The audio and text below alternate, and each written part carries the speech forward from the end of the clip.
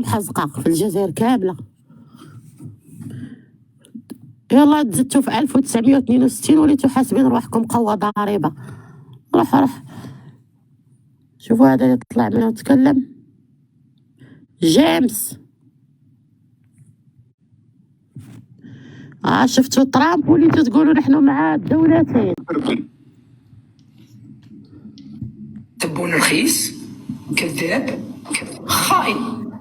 خائن الى دم الشهداء، خائن. وانا قلت لكم المره اللي فاتت راح ندير لكم لايف سبيسيال باش نقول لكم بلي خريطه الطريق اللي تمشي عليها الجزائر هي خريطه اسرائيل تاع 1948، ونعطيكم بالديتاي ونجيب لكم الاسماوات، الناس اللي مبدلين اسماواتها ومنهم بوتفليقه. اليوم ما نقدرش نهضر على هذه باسكو خاصوني بعض التفاصيل باش كي نهضر لكم تابعوا معايا بالمنطق. تخدم مخك تقول لي الناس من 1949 اللي زادوا في الجزائر واليهود كانوا في الجزائر حتى ل 62 كاين ناس ما خرجوش اكسيتيرا اكسيتيرا، وعلاه قتلوا بومدين. تبونا وعليكم السلام اخوان. مرحبا خديجه، هذه مليكه. خديجه تكلمي. وني بك ثم شحالكم مع الخطاب البارح التبوني مع تبونيا رانا والله هذا مسكين. هذا اللي كان يقول لك عنده لا ميطوماني ولا وين قرا التاريخ كيف يعني ربحك في الحرب وتديري الارض. شكون هذا اللي دارك الارض؟ شكون اللي دارك الارض؟ يا غير بالعقل خويا العزيز، غير بالعقل فهم روحك.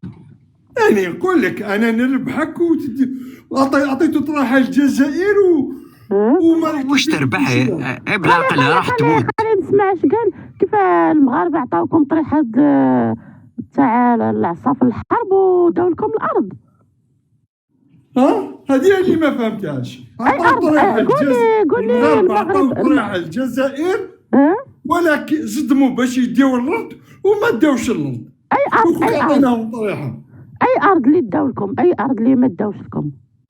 نومي صدموا الحرب والله غير الجزائر باش ياخذوا الارض ولا لا؟ على بالك شريحه كان بريزوني. حرب الرمال وين كانت؟ على بالك بركا ما تخلطوا يا على بالك هذا شنقريحه رئيس الاركان تاع الجيش كان بريزوني شي لي ماروكان. على بالك ولا ما على بالك؟ وشكون حكى بالقنينه للدماء السكيزوفريني هذه بلي يحكموا؟ واش من سكيزوفريني يرحم بابك؟ يوفيق يرحم بابك. هذا عاوتاني هو جاي هذا هو جاي قاري شي صحيفه ولا شي حاجه وجاي بيدفع علينا عاوتاني كبير. زيد سيدي زيد تكلم. هذا مونغوليان هذا. علاه ما شفتيش انت حرب الرمال كيف ربحوها المغاربه؟ ربحوها وما داوش الارض وما بقاوش الدم. هذا شنقريحه خروبه قال حقدرونا المغاربه. يرحم بابك دقيقه، يرحم بابك دقيقه، خليني معاه يرحم بابك. على بالك شنقريحه، على بالك هذا شنقريحه كان بريزوني شي لارمي ماروكان. على بالك ولا ما على بالكش؟ شنقريحه في لارمي ماروكان والله غير في حرب الرمال. رات الصور موجوده. بابا كيف نخرط شوف هذا سعيد شنقريحه. عندك هذا نتاع المصريين هذا حسني مبارك ورسمه غير كانوا بريزوني شي لي ماروكان. نحكي لك هذا اخ عبد النبي مونغوليان هذا خليني نحكي لك. بابا il avait l'âge de 16 ans en 63 وراح يحارب ضد المروك في عمره 16 سنة. طبعا مع الأول دقيقة وقت مشى يحارب والدك مع المروك وقتها في 63. الله يبارك.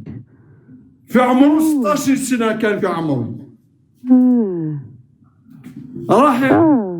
راح يحارب ومع الاول صدموا. علاش مشى يحارب مع المروك؟ اش كان عندهم؟ لا خاطر صدموا حبوا يحتلوا هذيك المنطقة في الجزائر. ومن بعد ولا تونا علاش خليك من ديك الهضره نتاع والو، خليك هذا راه جاي ما جايبش شي حاجه، ما جايبش شي حاجه خلو صحيحه. يتكلم خلو. ايوا ومن بعدك ديجا ما يقولك بليك جاو المصريين، جيش المصري، جيش الكوبا وجيش لا جاو، كي جاو كانوا داروا سيسيليفو قبل ما يجي كيلحق سي فري جاو هادوك، بصح هادوك كيلحق لهم السلاح وكيلحق لهم كلش، كانوا خلاص داروا طبقوا سيسيليفو. شي واحد ممكن يفتح فيديو يدير لنا حسني مبارك تكلم على حرب الرمال الرئيس د مصر، الا كان عند شي واحد الفيديو كيتكلم على الموضوع هو اسرائيل والجزائر. طبعا كانوا نتوما اخيرا عندكم تاريخ بوحدكم، ولكن من بعد كيلحقوا بالجيش تاعهم ولحقوا بالسلاح وكلش، كانت خلاص يا لارونجمون بين حسن دو وبن بلة، خلاص قضاو القضية. سي فري جاو يعاونونا، ولكن كي لحقوا خلاص كانوا خلاص راه كان اسير صاحبي. صح داروا صاحبي راه كان حسني مبارك سي اسير، هذا الله مونغوليا. يهديك، الله يهديك الجزائري، بارك الله، الله يهديك الجزائري، لا حتى بلا الله يهديك، سامي باش ما نهضروش شي كاملين. الله يهديك، عندكم لا ميطوماني، الله يهديك، راكو ديروا التاريخ وحدكم. الله يهديك، وخليني الله يهديك، خليني نتكلم مع هذا مثقف وعندك التاريخ، الله يبارك. لا ما نعرف التاريخ ما والو، انا حكاو لي الناس اللي عاشوا هذاك المومون باي ما عندك مشكل.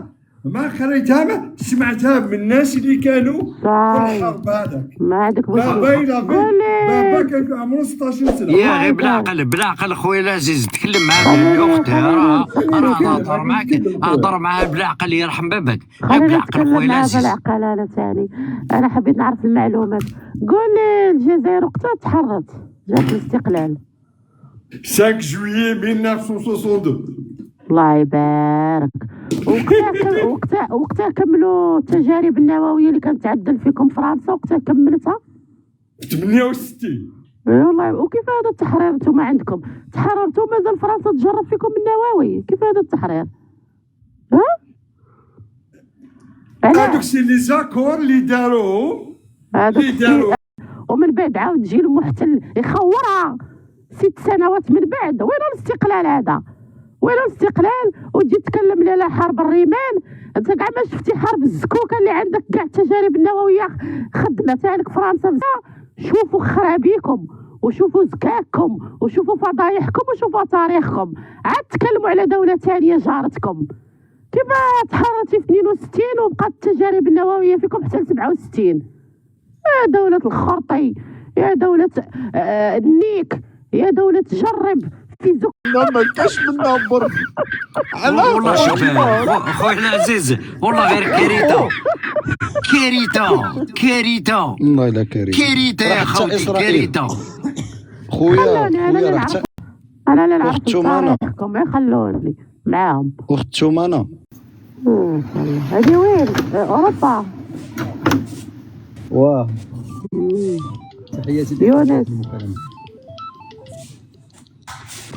يونس تكلم. نتكلموا الحيدوا منا لزتوا منا الشكير. شكر بكر بن. الله يحسنك بزاف، الوحيد اللي كتبرد القلب، الوحيد اللي كتبرد القلب. اسمعني اخوان، اسمعني علاقه تنقرا. اسمع انت وخالد امك تكون وسط 1000 واحد نعرف صوتك.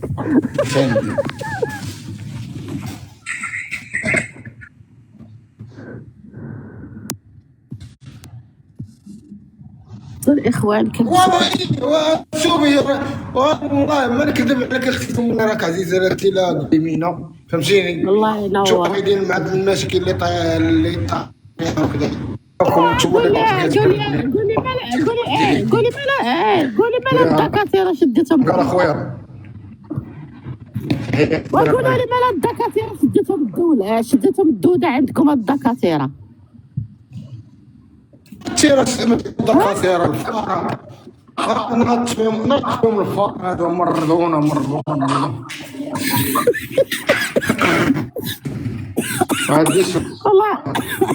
والله وليت نشوفهم دايرين ماشي الدكاتره حتى الزكاتره ماشي الدكاتره الزكاتره والدكاتره وي ولا طيبة الحمام ما شاء الله.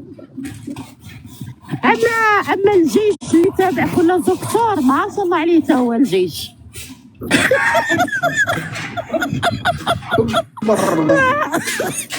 يلا تحيه للمران والله انا توحشنا المران توحشنا القبطان اللي يسعى والله يا على بالك ارجع لبناتهم.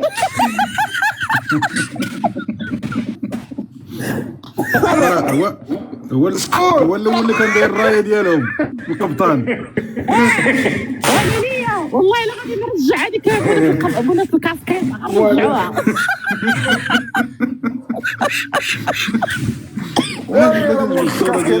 لا خليكم كاف المدخنه هذا قويين. اسمع هذيك رجعوها هذيك رجعوها تقصف في الدكاتره هذيك رجعوها تقصف في الدكاتره فاهم.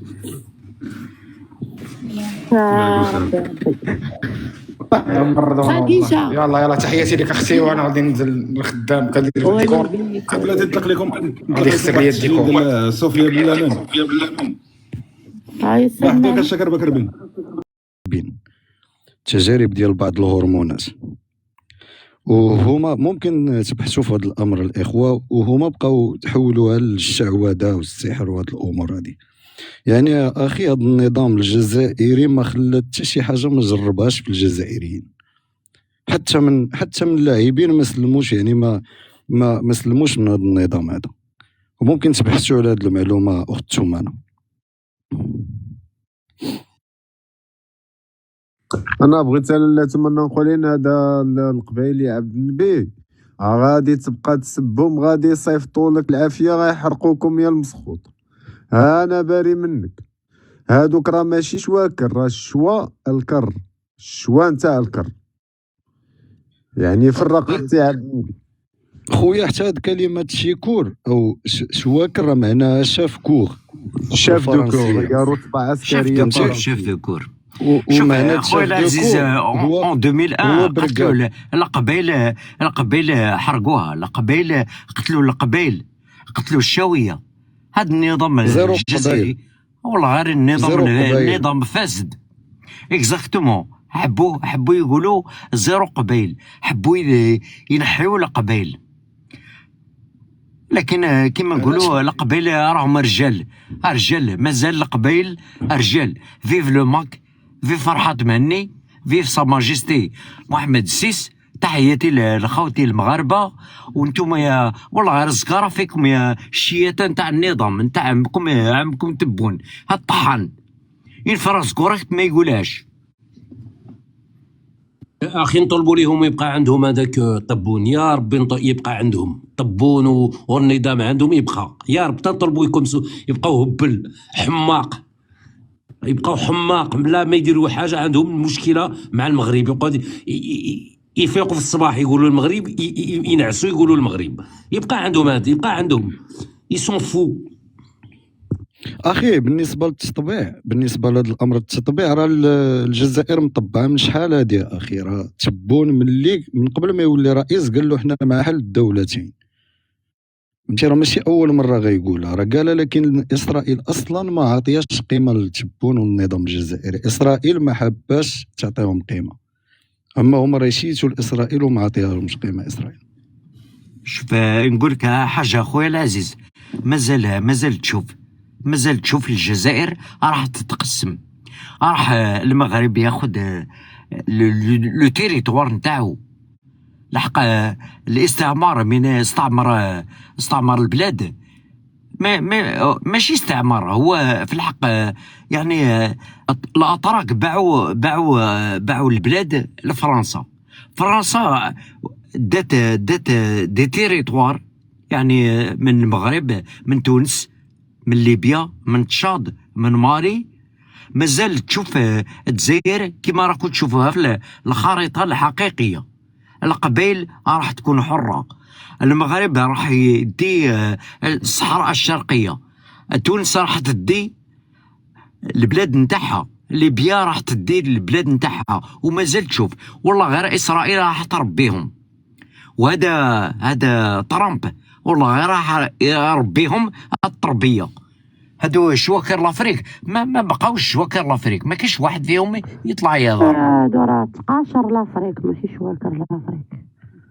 خويا عطيني حرب وحده خداتها الجزائر، عطيني حرب وحده. الحروب اللي خدت الجزائر كلها ضد المغرب وكلات العصا فيهم، وحتى في حرب الرمال اللي تيقولوا للمغرب انه كيستقوى باسرائيل، في حرب الرمال راه تقبطوا مصريين وتقبطوا من العديد ومكوبيين، حتى انهم تقبطوا كانوا من الاسرى في المغرب، حتى بعض الافارقه اللي ما فهموش اللهجه ديالهم اللغه ديالهم، راه جابوا شرديمات من كل المناطق. فهمتي يعني علاش يستقوى المغرب او يجيب دوله اخرى؟ حنا اخي كمغاربه خدينا حروب معاهم وطحناهم، بالرغم انه كان هما معاهم دول اخرى. فهمتي حاليا المغرب ما باغيش يدخل مع الجزائر في حرب، علاش؟ لانه في الحرب اخي الطرفين كيخسروا، هما النظام الجزائري ما عنده ما يخسر اصلا، لا بنيه تحتيه ولا اي شيء عندهم في الجزائر. المغرب لا دخل في حرب يكون خديجه تكلمي. خديجه هيا كبر الصوره ديالي اللي شواكر لافريك واحد شويه ورد. المنافقين.